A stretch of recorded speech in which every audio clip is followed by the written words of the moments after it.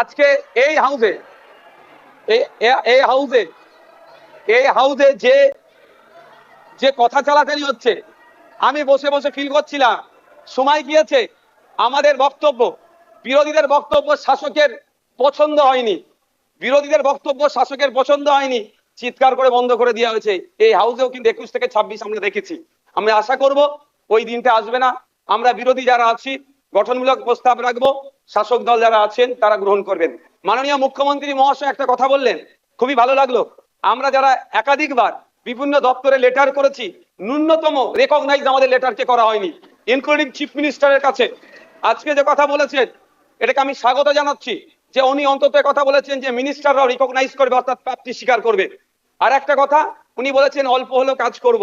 আমরা বিরোধী, আমরা পজিটিভ কথা বলবো, রাজ্যের স্বার্থে বলবো, রাজ্যের জনগণের স্বার্থে বলবো।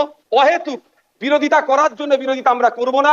সুতরাং মুখ্যমন্ত্রী মহাশয়কে বলবো, অল্প নয়, আমরা যেগুলো আর্গুমেন্ট করব, আমরা যে ডিমান্ডগুলো রাখবো, ব্যক্তি স্বার্থের জন্য নয়, মানুষের স্বার্থে, নির্বাচিত হয়ে এসেছি তাদের স্বার্থে, সেগুলো আপনি পুরোপুরি যদি আমাদের জন্য, বাংলার মানুষের জন্য করেন, আমরা আপনার কাছে অবশ্যই কৃতজ্ঞ থাকবো।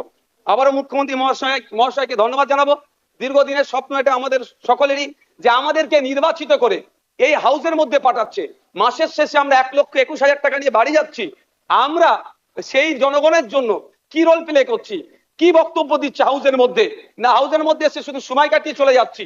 যে আপনি লাইভ স্ট্রিমিং এর যে কথা বলেছেন, এটাও আমি আপনাকে কৃতজ্ঞতা জানাচ্ছি, স্বাগত জানাচ্ছি। এটা হওয়াটা খুবই দরকার ছিল।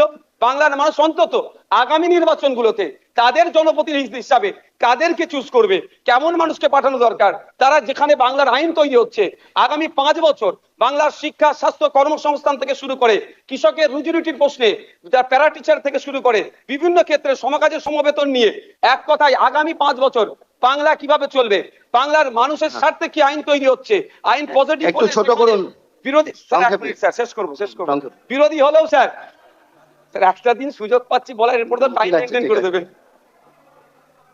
তো স্যার সেই জায়গাগুলো লাইভ যেটা আছে সেটা আমি স্বাগত জানাচ্ছি। আমি আবারও আপনাকে ধন্যবাদ জানিয়ে বলবো, বহুদলীয় যে গণতন্ত্র আছে সেটার পূর্ণ মর্যাদা দিয়ে আমাদের মতো ছোট্ট যারা বিরোধী আছি তাদেরকে পরিসর দেবেন।